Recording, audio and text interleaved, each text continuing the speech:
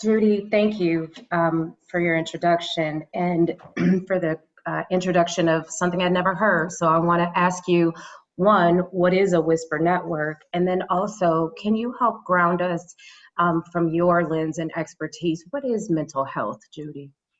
Okay, so I will talk about the Whisper Network first. And it just came to me this morning. It is not my terming. It was in some notes that a colleague of mine wrote. And it resonated with me because the way I found out about NAMI was a colleague that I was working with when I was in county government who knew that I was going through some difficulty in my family with a family member.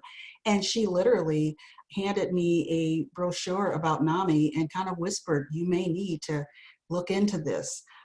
So that whisper network, because there's that shame and that stigma around mental illness, is how I found out about it. You know, she whispered that maybe you should go over here and get this help. So let me go into talking about a little bit about what mental health is. We talk about our physical health and being physically healthy, but often we don't share openly about our mental health. And mental and physical, we all have mental health, good mental health and poor mental health. Our mental health is our emotional, psychological, and social well-being. And with COVID-19, all of us are probably experiencing some sort of poor mental health throughout this time, whether it's stress or anxiety or those kind of things that are within the time and we have a cause, right? But when we find it difficult to manage how we think, feel, and behave over a duration and more severe for long periods of time and the severity, that may go into something that we term a mental health condition. And I am not a professional, I am a peer, so I'm not speaking as a clinician. I wanted to put that out there. So, in the terms that we talk about mental health, good mental health, poor and good mental health, but we also talk about mental health conditions and mental illness, and they are used interchangeably in our community. So I hope that kind of clarifies a little bit about what mental health is and a mental health condition and mental illness.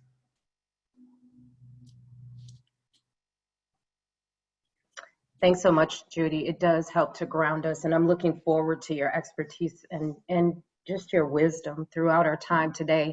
Thank you. You know, you referenced these other factors that contribute to our health, and when even in the midst of a pandemic, things like our identity, our family, our access to healthcare, all factor into how we define health, right? Including our mental and physical health.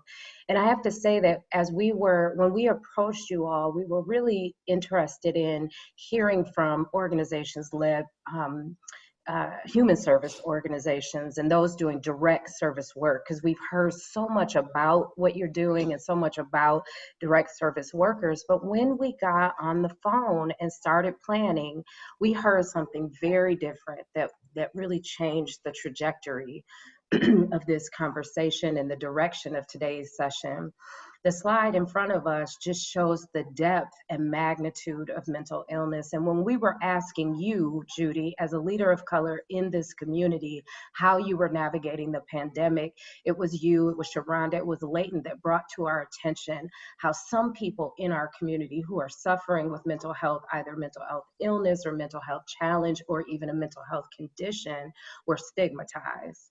But this slide shows us that across that continuum, many, many, many Americans are faced with some form of a mental illness or a mental challenge.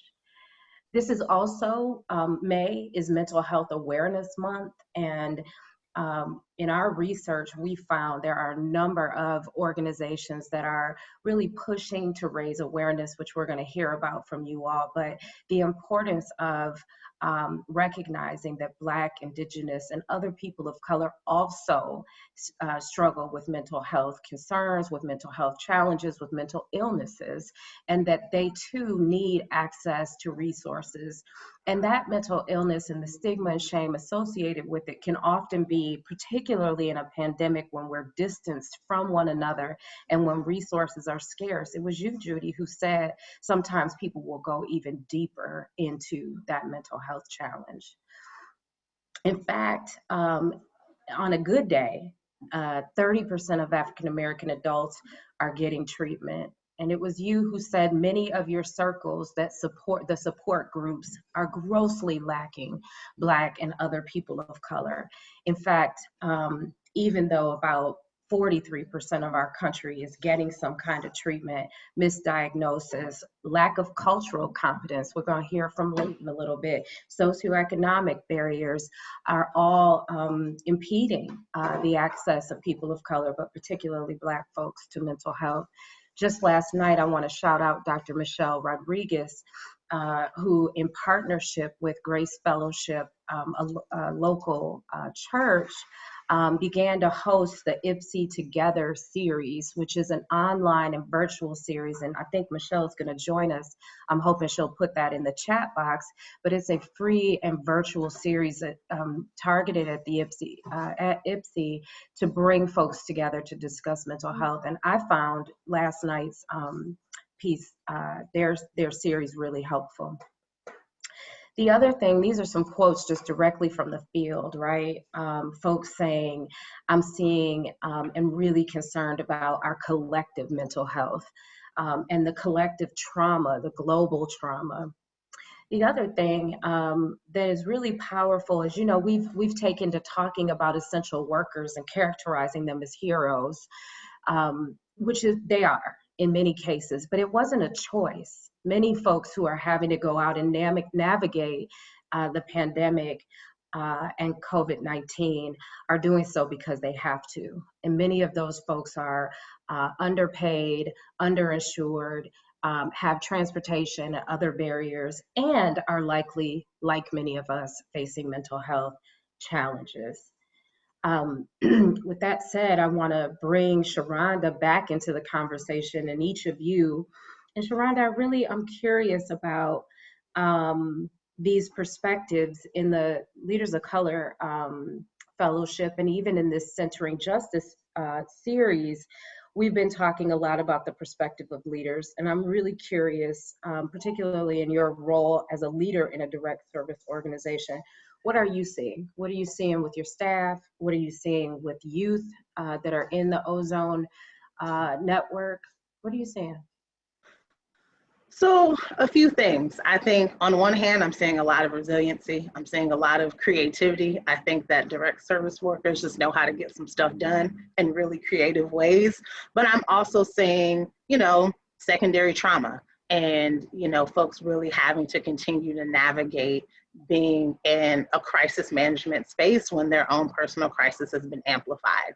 You know, so for a lot of our young people, for instance, you know, we're doing Zoom calls and we're having a lot of things that have been moved to, you know, the virtual space. When you're a young person who you've got a family and you're sharing one laptop, or, you know, you are taking care of siblings, how are you supposed to navigate school or these other resources that have been shifted? For the young people that we see that are experiencing housing instability, we don't have any public restrooms open. So where are you going to the bathroom if you don't have consistent housing? And so the things that I think, you know, I've seen a lot of people sort of across the board say, you know, we're all struggling, or these terms of, I feel like I'm in prison, or I feel like I'm a single parent now. And it's like, but you're not a single parent. You're in a 2-parent, you know, upper middle class household. And so for the single parents who are direct service workers, that experience is very different from someone who's in a 2-parent, upper middle class household. You know, same thing for young people who, you know, are, you know, they have unstable housing or, you know, family issues. That home might not feel safe for them versus, you know, we don't want to be stuck at home, but for some of us, you know, for myself, I don't have to worry about how I'm feeling or my physical or emotional safety at home. And so, you know, I've seen a lot of folks in the direct service field really keep pushing and moving. But, you know, I've heard, you know, I really like the quote that you showed, that idea of, you know, a sort of glorifying folks in direct service work, which I think, you know, I appreciate the props, but at the same time, you know, nobody is superhuman. And so folks who are going and participating in this work are also making, you know, maybe just above minimum wage or just above the clients that they're serving. And so to forget that we're people, to forget that while folks are going and distributing masks, do your staff have masks? Do your staff have hand sanitizer? Do your staff have toiletries? Those things don't end and our lives don't end as direct service workers because we're in this pandemic as well. And so I've seen that feel like it's glossed over a little bit. And that's something that's just really been coming up for me in conversation with folks. Yeah, that's really powerful. You touched on a lot there. When we interviewed Elena Zachary Ross, the superintendent of Ypsilanti Community Schools, she talked about concern for children's safety and well-being at home. So did several social workers. And I think you bring up something that's really interesting in terms of compensation in our sector and how we're caring for our employees. In this county, 40% of the people who live in this county are either at ALICE, which is asset limited, income constrained, right, and employed. And 14% of the people in this county are living in poverty. So I appreciate naming that. Do you get to take a mental health day, Sharonda? How do we encourage wellness when we're all in this frenetic pace? You know, I have been able to. I had an aunt that passed from COVID a couple weeks ago, and I was going, you know, and my supervisor was like, you need to take a day off. And I was like, but I have so much to do. And it's the same conversation that I've had with other staff that I supervise. I'm like, you need to take a day off. And they're like, but I have so much to do. And this, I think, is a time period where we feel this urge. I feel this urge, you know, because of the work that we're doing and the people that are impacted to sort of go at 120%. I also think as a woman of color, that's something that culturally, for me, has sort of been ingrained and really working hard and pushing, and, you know, this idea of like not showing weakness, which I think goes back to mental health. And so I've been able to do that. But, you know, that's something that, you know, we talk about self-care and taking a mental health day. That has to be something that not only is verbally encouraged, but structurally set up in an agency. You know, what does that look like for people who just got started and they don't have enough time off? And so what does that look like for their income to be able to take that mental health day, but they need that money?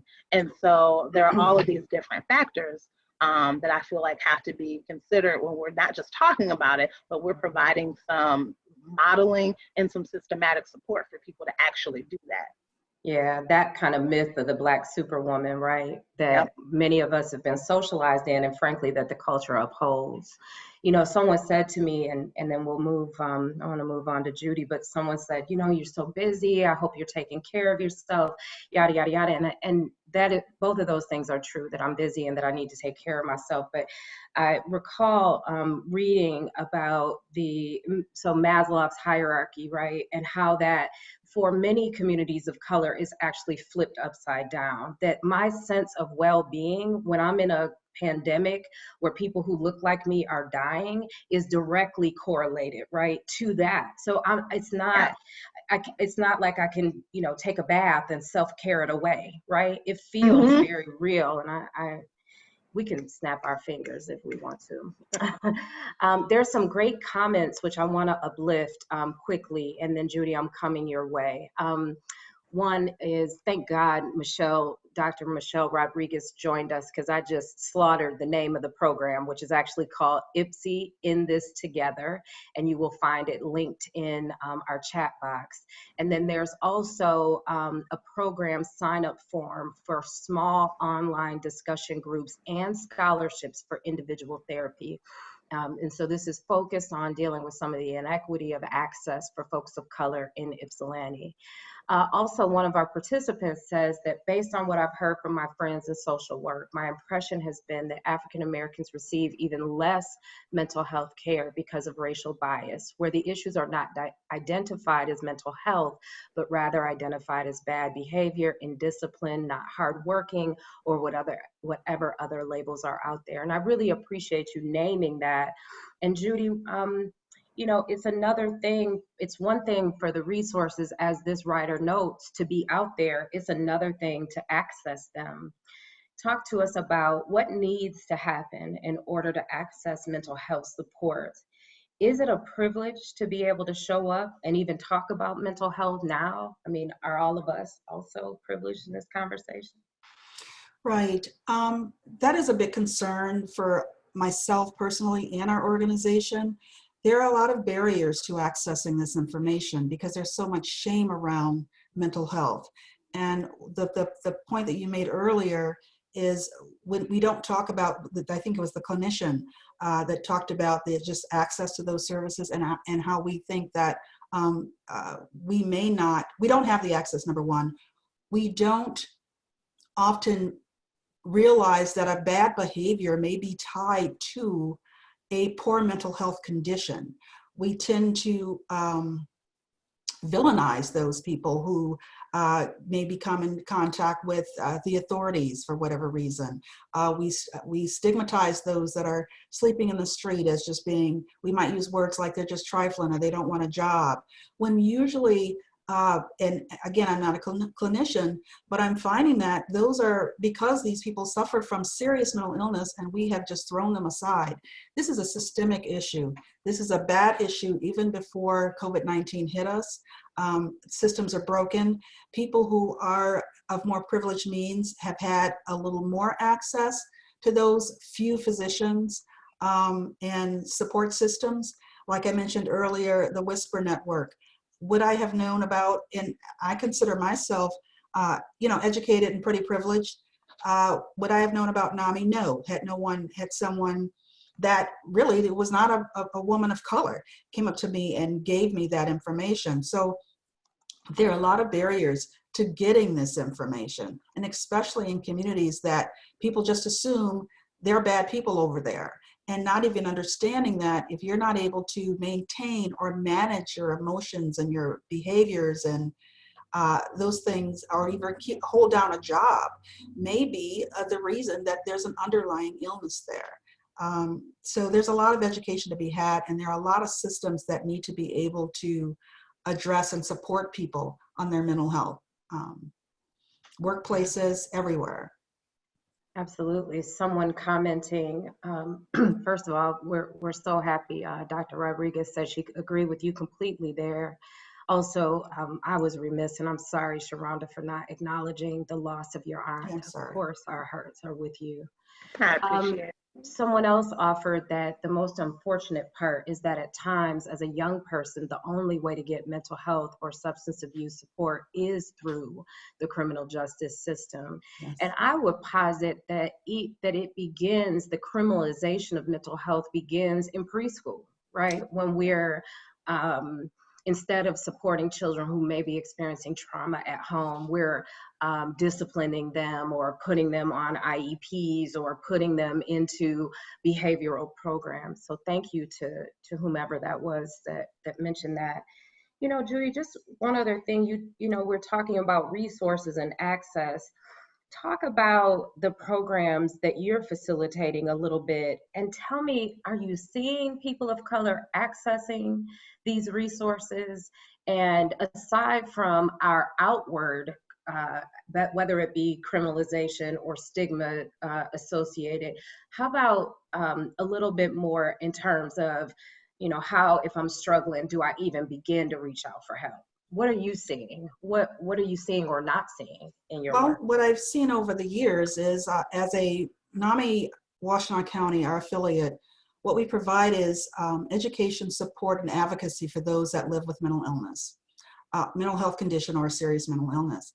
What I've seen as a facilitator in the family-to-family course that we offer across the years is, and I've said this before, I guess it could be at least 200 families that I've maybe crossed my path. Less than 7% were people of color. The people Wow. who did, yes, it was a very small percentage. Now, that could be because I find a lot of times, but then when I'm speaking, I'll back up a bit.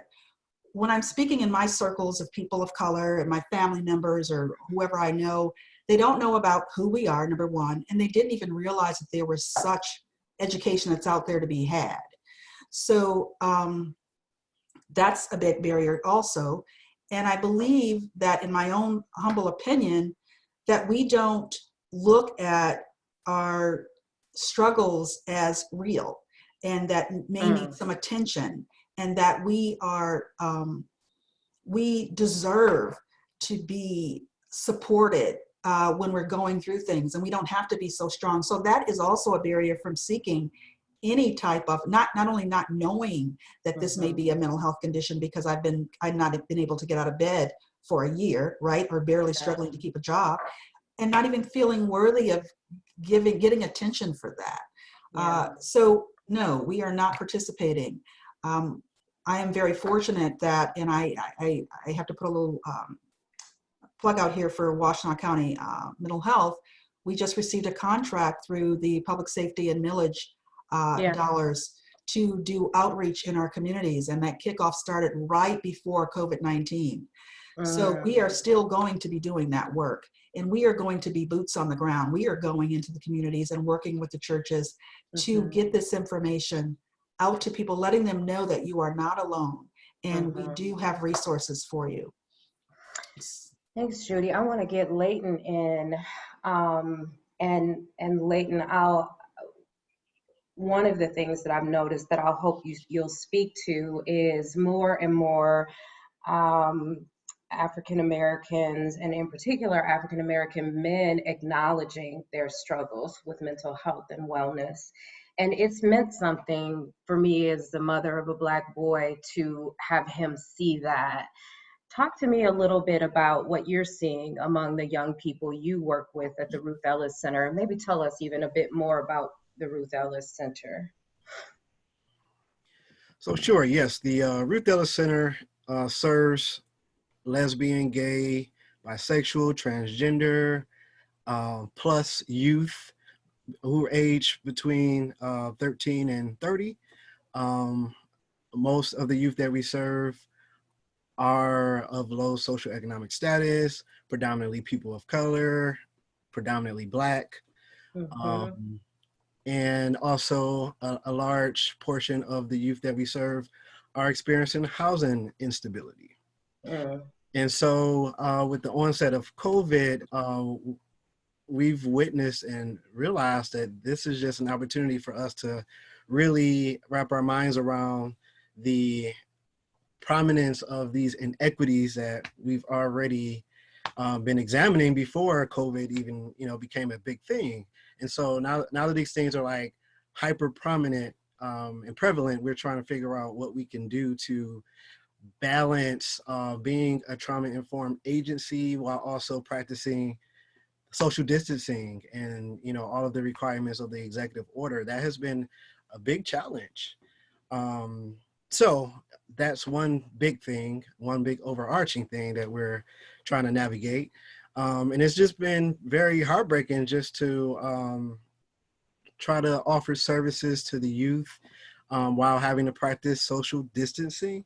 It takes a lot from the culture that's been built within our agency, because again, we really believe in trauma-informed care and practices. And so this drop-in center that has been a space where youth come together just to, access some resources and to access food and socially, just convene together has been a huge absence in their lives. And that's been very difficult to witness and try to help support them through.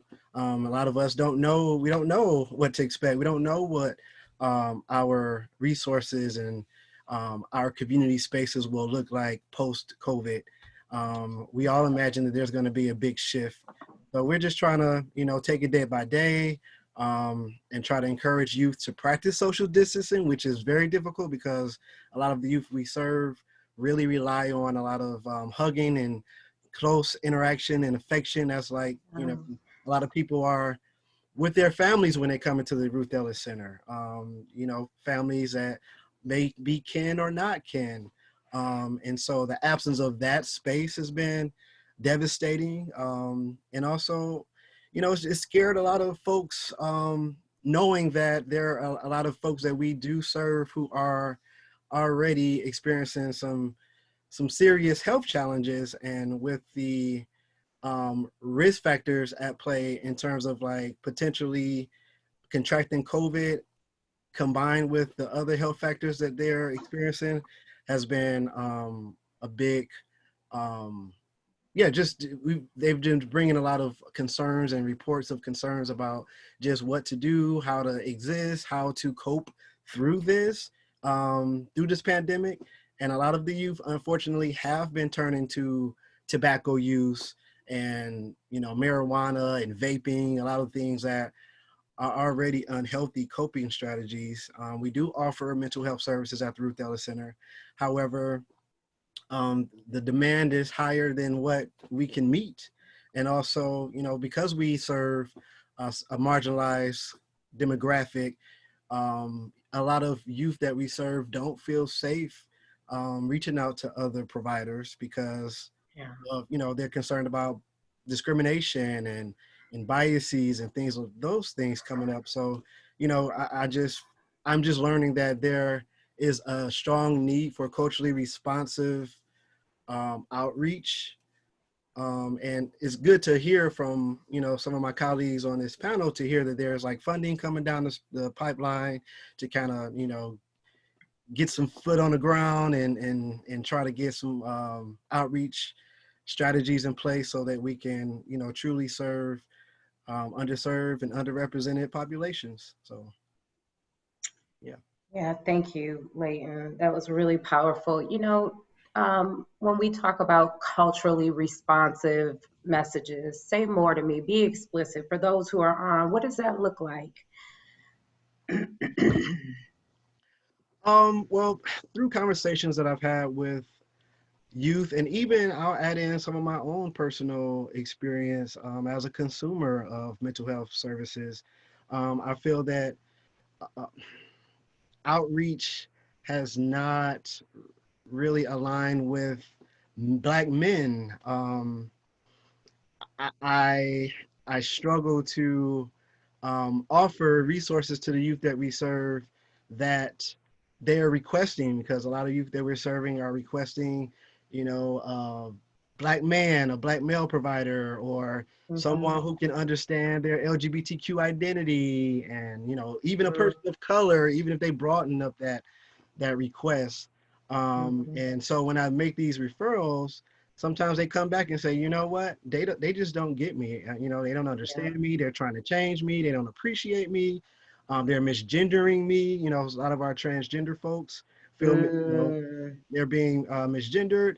And again, Black men that I've been speaking to specifically don't see themselves represented when it comes to like the outreach, the ads that are out there virtually, or even, pamphlets that they're running across. They don't see themselves represented. People are often bringing concerns about this being not for them, maybe for more privileged identity groups. And so a lot of the folks that I'm talking to are just finding other alternatives to cope. And a lot of them are just not the most healthy. Yeah, I heard you say that, and I think it's powerful and important, right, for us to recognize that sense of not belonging, or that feeling of that's not for me, and the deep desire to feel a sense of connectedness will often push us towards anybody, but in particular the young people you're talking about, towards behaviors that may not be healthy. And that is a human and very real experience. I myself felt this week and I'm fortunate to have a little bit of family at home, but there are some friends that I just want to put my hands on. You just want to hug them and embrace them, and recognizing that still may not happen for many, many weeks and possibly months. Thanks for sharing that. Let me go to the chat box a little bit, and then I want to open it up really for questions or other comments and dialogue among our speakers.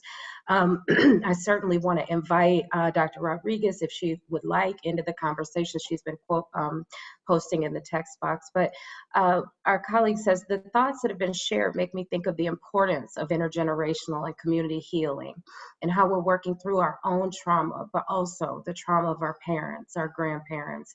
I've found that using this lens can oftentimes be ordained as not formal in institutional spaces and within frameworks rooted in systemic racism. It seems as though this has been exemplified.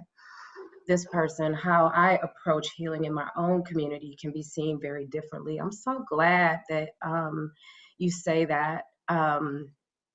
And this idea of honoring ancestral wisdom and listening to our internal voices. I do want to invite Layton, someone had a question, and I think it might be because of a resource, but Erica wondered if any of the folks that you're working with have a history of military service or identify as veterans. I don't think we have many youth who have that experience, but I'm definitely curious to know more about that resource, because, you know, if we run across even one person that fits that description, I will be excited to maybe connect something to them. Gotcha. Would it be okay if we shared your email with that person? Sure. Okay, great. Dr. Rodriguez, are you there? Yep, I'm here. I know you just have a few minutes, but would love to hear from you if you have anything to offer here. Yeah, I think I just want to echo, so many great things have been said, and I think there is so much work to be done within the mental health field itself, and I want to talk about that for a second. But I really want to highlight so many things that are being done more from the ground up in the community that to me are so promising. I got to tune into the Washtenaw County My Brother's Keeper meeting this past month, and hearing the men share so vulnerably about the pain and the different things that were going on related to COVID, and also related to deaths by police brutality. Particularly Ahmaud Arbery, who was killed, in March. Yeah, I think that at this particular moment in time, I can't say enough about how much I think those types of spaces are creating the healing that is needed.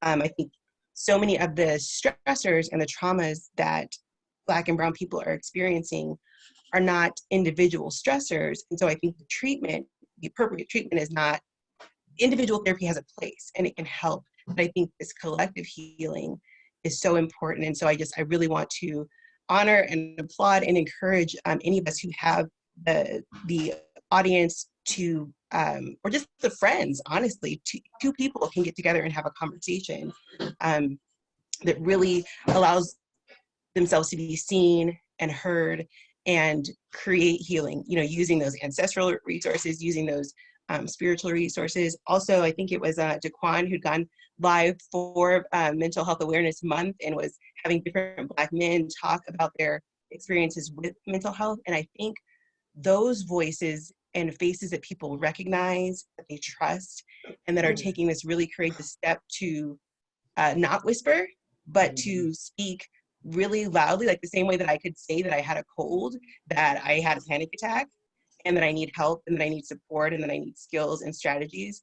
I'll speak in a minute about the mental health side, but I almost feel like in terms of quick change and promising change, it's like that's where it's at right now with what we can do as a community. And so every time I see that happening, and it's happening too, I think with celebrities, which helps, of course, when Jay-Z talks about his mental health, when Taraji Henson talks about mental health and also puts money behind it to help people get therapy, I think that goes a long way too. I want to really quickly acknowledge, go ahead, Dad. Kids. Yes, yes, they are welcome. The realness of what needs to happen within mental health professions, so disheartening. I'll say, just putting my own experience out there, right after the whole Charlottesville incident, whenever that was, I did a mental health training for clinicians, and almost every clinician in the room was white, and I had been asked to speak about helping people manage stressors related to the socio-political climate. And my thought process was that I was going to give a little bit of background and theory about the why, and then we're going to get right into the strategies that people really need to do this work. And instead, it really became about a 2-hour session of trying to convince white clinicians that this was important work to do in the first place. And as somebody who has spent most of my career really trying to break down barriers and to tell people that look like me that therapy is a safe place to go, first of all, I got out of bed with tears that morning reading the news to go do this work. So again, that emotional labor, and to get there and realize that I was trying to convince people to do the work that they needed to do, and also hearing their comments and the harm that with the things that they were saying that they could do to people. So when people don't want to go, I understand that. But I think it's why in terms of training, most of the work that I've done, I've the things that I've learned that have been really helpful around multicultural counseling, Black mental health, have been the extra work that I did after getting a PhD. So our training programs need a whole lot of work. But again, I think that I love what Judy was saying that NAMI is about to do, because honestly, at this point, it's going to take a long time to get the mental health profession to get up to speed, and these training programs to get up to speed. But when you're training everyday people, lay people, to know basic mental health first aid, and to do that in a multiculturally competent way, that can happen pretty quickly, I think. Thank you so much. And I know you're my friend because you let me put you on the spot. But I just value your feedback so much. And I really appreciate that you're with us. I do, if I can, one of our participants mentioned, that group healing requires trust, and that they think, amidst the virus, that can be challenging. And if we can be more brave and share in our social media and with others our own struggles, that it does begin to normalize it. And I think I heard you say that. Her question is, or their question is, how can I better help build this kind of trust and support? And I can call her because it's Susan, and I know that those are her pronouns, but Susan is a leader in our community and a white woman. How, in the context of this conversation, might she be able to better help build that trust and support? So I think the work probably looks a little bit different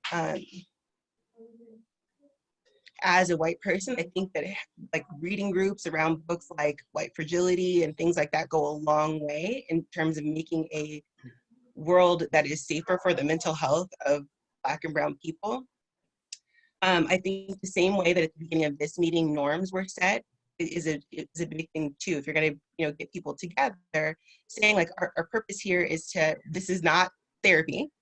Our purpose here is to share some experiences and to create a non-judgmental space where people can be heard. Our purpose here is to share some resources. Our purpose here is to talk about this book and how what we're learning that can help us, or to look at these tips and strategies and kind of see how we could tweak them to make them fit for us, and making it clear from the outset that these are some of the things that can't happen in this. And disrespecting other people, being judgmental, saying homophobic, microaggressions, all of those things. And what I found, because I've done groups on campus, for example, with like Black women grad students. So this is like people who, their name means something out in the streets. They don't want everybody to know their business. But a lot of times once you set that like group contract, people know that it's like we've all put something into this circle. And I think usually people will really honor, because they're being vulnerable to people's confidentiality of what's said. I think we all need those healing spaces. And so a lot of times people will really take them seriously and treat them seriously. But I love the question, because I feel like that's something I can go and put like a little bit of a guide together for. I think the other thing that, I've been thinking a lot about is just how we, I started on a project to share the bifurcated experience in our timelines with a white colleague, and then kind of got into the project where we were both journaling and realized it was still too tender for me. But it illuminated for me, or increased my empathy around what others, particularly those I work with or who work for me, might be experiencing as it relates to trauma. And it inspired me to create like a staff survey to give people space to say, like, would you like us to be more explicit in our employee resource guide, for example, in terms of where practitioners are? What else do we need to know? What are you carrying and bearing? So for those of us who are leading staff, I think taking some of that ownership of not having them have to say, I need a day off because I'm not well, but asking, in what ways can the organization create a space that's fertile for your mental health, right? And that nurtures that. That's another just, maybe more short-term thing that we can do as we strive to disrupt bias and perceptions about who has access to mental health and who doesn't. Michelle, thank you so much. I always love hearing from you. I want to transition back to our speakers. What's coming up for you all? What else did you have on your heart that you might want to share? And then also just want to open that chat box up for questions for, someone mentioned vulnerability. And every time I hear that word now, I think of Brene Brown, because she really changed the meaning of that word for me when she said vulnerability is really an act of courage, right? And so we'd love to hear from our guests and from others how you're practicing courage in the context of this conversation and what more we might need to do. I can say something to that, Thank Judy. you. I really appreciated the guest right before, Michelle, is that her name? That just spoke. Yes. Yes, I really, really appreciated her. And I think there's so much, I know from my personal experience that there's so much power in self-identifying. I find that when I'm in groups and together with other Black women, women of color, and someone talks about their mental health or their treatment for mental health, all of a sudden it's like, oh, great, I can be comfortable, and we all start to share, and it just becomes that supportive group. And so my hopes are, as we do this work in the community, and it is a challenge because our organization is not very diverse. We are working on that, and it's not. So when we do come into some communities, we don't have people that look like, us to share that story. But back to the main reason though, sharing the stories are so powerful. I just want to say that self-identifying and sharing stories are very powerful in healing, especially in the mental health space. Thanks so much. Sharonda or Layton, any thoughts come up for you?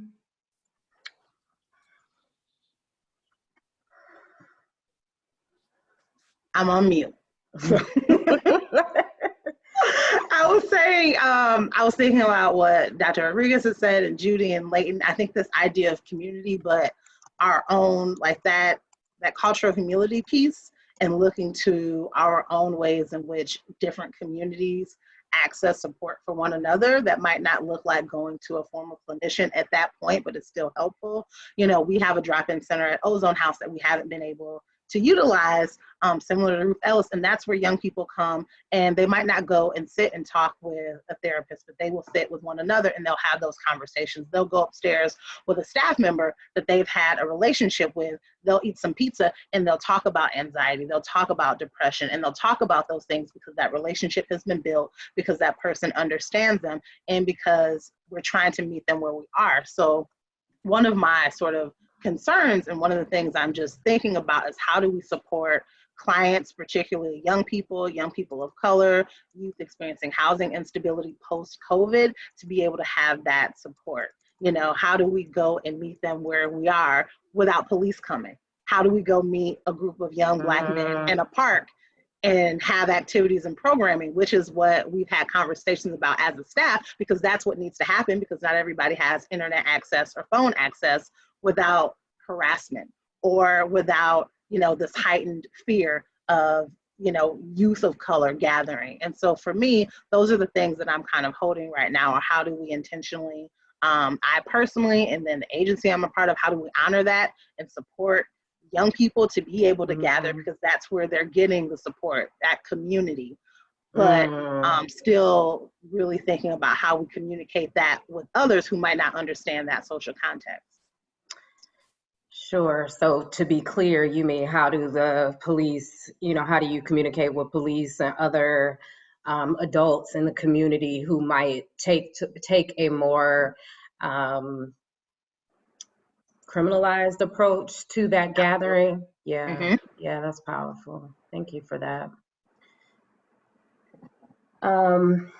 As we get ready to sort of circle back, Layton or others, I noticed that our one of your fellows, Daryl Johnson, is blowing up our chat feed, which is great. Daryl's been working to develop a parenting village across the Mentor to Youth program, and he was saying, you know, the importance of developing dialogue so that law enforcement is aware of what programs are being done as well. And I want to uplift Derek Jackson and the Washtenaw County Sheriff's Department. Derek has been a huge advocate for connecting with our youth, either through Washtenaw MBK and also through other mechanisms. And the Nicolette offer, you know, it almost feels like we should have law enforcement be a part of these conversations to create a safer space for the youth where necessary. And again, I think Derek is a resource for that. Layton, you want to round us out before I start? Well, do you want to round us out? Real briefly, I want to echo everything Sharonda said as far as like creating these youth spaces and the importance of community and all of that good stuff. But what also keeps me up at night is that there is such a huge gap that I believe is going unnoticed as it relates to connectivity to the internet. A lot of services have moved to virtual platforms, and there are a lot of youth that we serve that do not have housing, let alone a device or internet connection to access the virtual resources. So that's what really keeps me up at night. And I want to just, you know, name that, put that out there, and get folks, remembering that that is still an ongoing issue, and is even more of an issue now that we are experiencing this pandemic. Would it be fair to say that even as we're sort of judging when we see, I know I've heard people comment on, oh, there are groups of folks at the basketball court, or there are groups of folks here. Would it be fair to assume that, given what you've said, that some of those folks are connecting because that's the only way that they're able to connect with other people, or at least that we should turn our minds away from a linear notion of what's happening there? Is that what yeah, I see you nod. Absolutely. Thanks for keeping them top of mind for us, and really thanks to all of you. Every time I'm with you, I learn so much. I want to move us back. I'm going to share my screen again with our presentation. I want to invite, if there are any other thoughts or questions for our panelists, and if you have those. And then this entire series, and I want to just take a moment. I want to ask you to, you know, maybe take a clearing and centering breath. This question of what are we learning from COVID-19 that will and must transform us as individuals, as organizations, and as a community. And I would love for as many of you that feel led to share, that you offer that in the chat box. And then for any of our panelists, if there's something that comes up for you in response to that question, I would love to hear.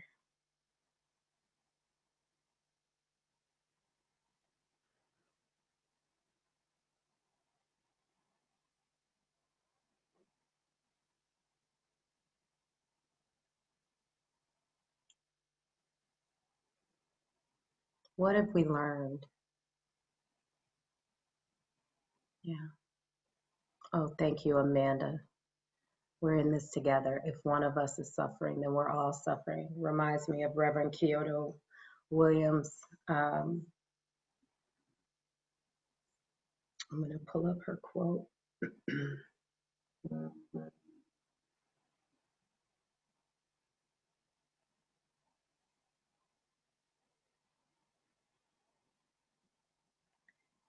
Are there others of you where something's coming up?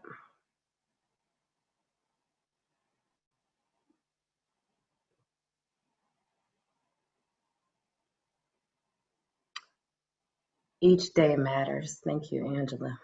We must all be willing to look at the injustices that happen around us, and each of us use our privilege and agency to do what we can, to speak, to write, to listen, and to hold. Yes.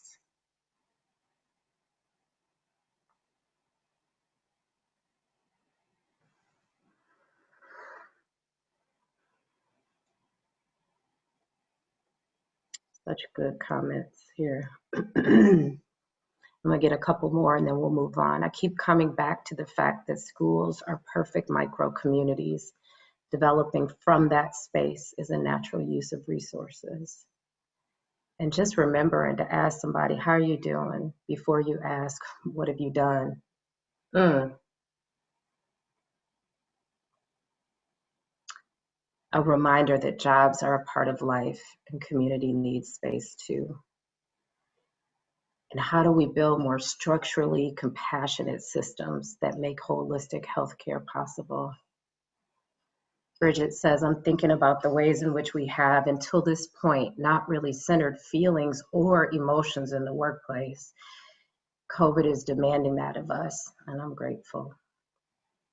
Being centered in order to be able to support myself, being transparent. Ashley, I'm an HR generalist, and I've started to take more time when working with staff to check on them before we go to business. Yeah, and my org is learning the importance of providing resources to staff that are affected, helping each other and loving each other. I love hearing that you use the word love. That is a human desire. We all want it, regardless of our identities. We all need it to live and to breathe. You know, I've been challenged and challenged those who participate in this series to not to hasten to try to fix the problem until we understand it. And today, our speakers have offered invitations, a set of asks of you and some demands, and they're here. You know, let's remember that frontline workers are human, not, you know, just heroes. We don't have to give 100% or 120% all the time. Normalizing conversations around mental health, and particularly being willing to say it's okay not to be okay. And I think we have to remember the social conditions and the values of dominant culture, which often uphold perfectionism and this idea that we're okay, that you know, if it's not perfect, then we're not okay. So we have to push back on that. Keep in mind that social distancing, which is really physical distancing, has different implications, and understand that, as Layton pointed out to us. And also how he encouraged us to remember our cultural response, whether that's in the images that you're putting on your website or the language that you're using, or even being explicit to staff of color that you understand that being in a pandemic that has disproportionately killed Black and Brown people impacts them differently. And then helping to communicate that mental health services are there. And then I think those of us who work in the social sector, but really our culture in general, often stares at and gazes at scarcity and lack. And we have an opportunity to make communities and economies, that honor the sacred and that generate thriving creativity, wellness, and well-being for all of us. So Ananya and our team and I will be sure to send you today's deck so that you have it and you have resources. I want to just quickly go back to our chat. Support matters, love matters. If you have the capacity to help, and I think we do, we should. We shouldn't be living with regrets. Someone else uplifts mutual aid and the accessibility to that aid without the need to vet or exhaust emotions. Others are offering resources like our friends at Friends Indeed, and the importance of recognizing housing to ensure that people are safe and secure.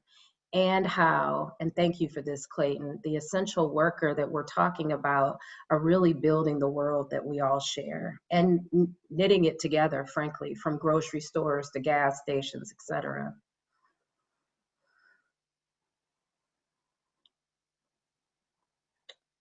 So our last session is coming up on June 5th, and we want to dedicate that to our youth, to the young people in our community. And we're partnering with a number of youth serving organizations to do this in a safe way, with, of course, with parental permission.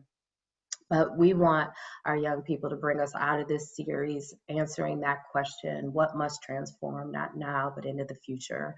So this is an invitation to join us. It's also an invitation as we round out, and we're grateful to our supporters at United Way for Washtenaw County. They underwrote this series at a time when most of our business in terms of consulting or programming was put on hold or delayed. And so they were generous enough to provide this support.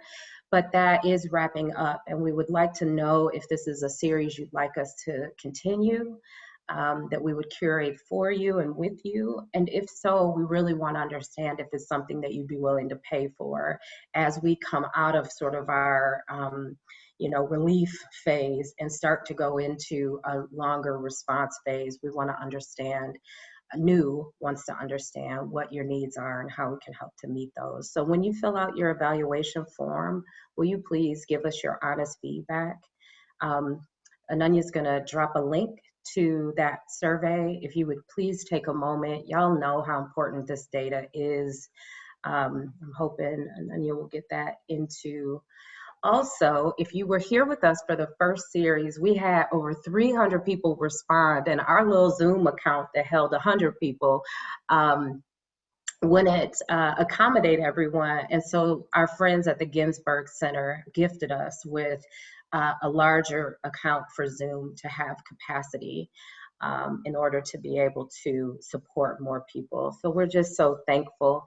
And if you would, in our closing minutes, please just join me in thanking Layton and Sharonda and Judy and Dr. Michelle and all of you. And we wish you a restful, long weekend, one that is filled with wellness, wholeness, and lots of love.